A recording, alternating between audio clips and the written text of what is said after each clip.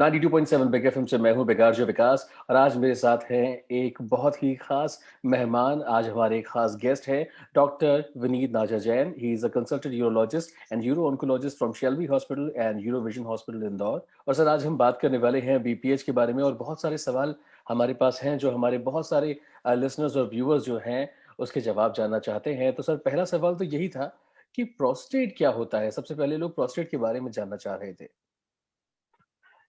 Prostate एक सामान्य ग्रंथि है, यानी कि हर पुरुष में एक ग्रंथि पाई जाती है, एक ग्लैंड होती है जो कि पेशाब की थैली के नीचे और वॉलनट सब या अखरोट के आकार की होती है। Normal weight around 15 to 18 grams होता है। और ये जो ग्लैंड होती है, every male possesses this gland. और उम्र के साथ में इसमें हार्मोनल चेंज की वजह से बढ़ने की टेंडेंसी रहती है। और जब ये बढ़ती है तभी लेके इससे प्रॉब्लम होती है, तब लोग बाग को जानकारी होती है कि मुझे प्रोस्टेट की समस्या है, प्रोस्टेट की समस्या है। प्रोस्टेट इज एज सच कोई समस्या नहीं है, लेकिन इसकी वजह से कुछ समस्याएं उत्पन्न हो सकती है। Okay sir. सर कॉमन वो समस्याएं, वो डिसीजेस, कंडीशंस कौन कौन सी हैं जो प्रोस्टेट की वजह से होती हैं? अगर प्रोस्टेट में इन्फेक्शन हो जाता है, वो चाहे बैक्टीरिया की वजह से हो या केमिकल प्रोस्टेटाइटिस हो, तो उसको हम प्रोस्टेटाइटिस बोलते हैं। और जो उम्र के हिसाब से प्रोस्टेट बढ़ती है उसको बीपीएच या बिनाइन इनलार्जमेंट ऑफ प्रोस्टेट बोलते हैं। और कभी कभी उसमें मेलिग्नेंट चेंजेस जैसे कैंसर या ट्यूमर डेवलप हो जाता है, उसको कैंसर प्रोस्टेट बोलते हैं। तो ये मेन 3 समस्याएं होती है, बाकी थोड़ा बहुत कभी एब्सेस या कुछ वो रेयर चीजें और हो सकती है। ओके। सर बीपीएच के बारे में काफ़ी सारे क्वेश्चन आए थे। सबसे पहले ये जानना चाहूँगा मैं कि ये बीपीएच होता क्या है? बीपीए जैसे मैंने बोला, बिनाइन इनलार्जमेंट ऑफ प्रोस्टेट। अगर इसको बीपीएच पूरा बोले तो बिनाइन प्रोस्टेटिक हाइपरप्लेजिया, या उम्र के हिसाब से नॉन कैंसरस जो इनलार्जमेंट होता है वो बीपीएच कहलाता है। यूजुअली 50 इयर्स के बाद जो हार्मोन के चेंजेस होते हैं उसकी वजह से प्रोस्टेट बढ़ता है, उसको बीपीएच कहते हैं। ओके। तो सर बीपीएच के कॉजेज़ क्या-क्या होते हैं? जैसे सिर्फ़ उम्र या और भी कुछ होता है?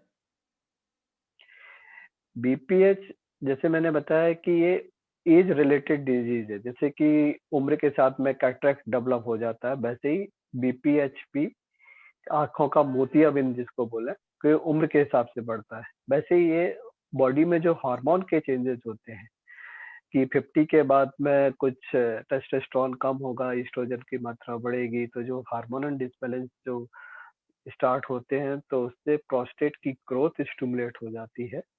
उसकी वजह से है। कुछ लोग डाइट या उसको जेनेटिकली प्रीडिस्पोज होते हैं, जिनमें पेरेंट्स को प्रोस्टेट की समस्या रही हो, उनको ज्यादा टेंडेंसी रहती है। लेकिन एक सामान्य बात है, इसका कोई स्पेसिफिक कारण नहीं होता है। ओके। और सर बीपीएच के सिम्पटम्स क्या-क्या होते हैं? बीपीएच के जो सिम्टम्स होते हैं वो यूरिन से रिलेटेड मेनली होते हैं, कि यूरिन को पूरा पास नहीं कर पाना, या यूरिन पूरा पास ना हो पाए तो उसके लिए हमें बार बार यूरिन करने के लिए जाना, रात में नींद को डिस्टर्ब होना यूरिन पास करने के लिए, या जब यूरिन करके आए आदमी तो उसे सेटिस्फेक्शन फील ना हो, ये लगे कि हाँ कुछ यूरिन रह गई है। या जैसे कॉमन टॉयलेट में आजकल कोविड की वजह से तो थोड़ा सा मुश्किल है ये वाला सब, लेकिन कॉमन टॉयलेट में जब लोग जाते थे तो कहीं देखते हैं कि किसी को ज्यादा टाइम लग जाता है और कोई जल्दी से यूरिन करके बाहर आ जाता है। ठीक, तो ये रहते हैं। तो मेनली इसके जो प्रॉब्लम, अगर हम बीपीएच के कारणों को देखें, कि जो सिम्टम्स हैं वो दो होते हैं। एक तो पेशाब में रुकावट और दूसरा बार बार यूरिन जाना। कई रेयरली अगर इन्फेक्शन हो जाता है, जलन वगैरह भी हो सकता है, या ब्लड वगैरह भी आ सकता है। और सर ये जो सिम्पटम्स हैं इनमें सबसे ट्रबलसम सिम्पटम्स कौन से होते हैं जिनसे सबसे ज़्यादा लोग सफ़र करते हैं? जो मेन सबसे ट्रबलसम अगर बोले तो किसी की नींद, अगर नींद डिस्टर्ब होने लगे, रात में यूरिन के लिए उठना पड़ रहा है उसको बार बार, तो ये ट्रबल सिम्टम है कि बेचारा चैन की नींद सो नहीं पा रहा है। और सबसे यानी पैनिक कंडीशन तो तब होती है कि पेशेंट यूरिन करना चाहे और यूरिन पास ना हो पाए, अंदर ही रुके रहे, ठीक? तो रिटेंशन भी एक सिम्पटम होता है, जो कि डेंजरस है। और सही मायनों में अगर प्रोस्टेट की परेशानियों को कई लोग इग्नोर करते हैं। वो बोलते हैं कि उम्र के साथ में थोड़ा-सा पेशाब धीमे होना एक आम बात है। तो उससे जो इफ़ेक्ट किडनी पे पड़ता है, बैक प्रेशर जो चेंजेस होता है और वो अल्टीमेटली किडनी फेलियर को कन्वर्ट हो जाता है।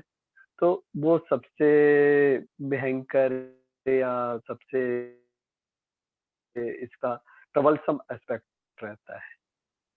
ओके। और सर अगर ट्रीटमेंट्स की बात करें तो बीपीएच के कौन-कौन से और कैसे-कैसे ट्रीटमेंट्स अवेलेबल हैं अब? पेशेंट के सिम्पटम्स क्या है, उसके अकॉर्डिंगली बीपीएच के ट्रीटमेंट ऑप्शन अवेलेबल है।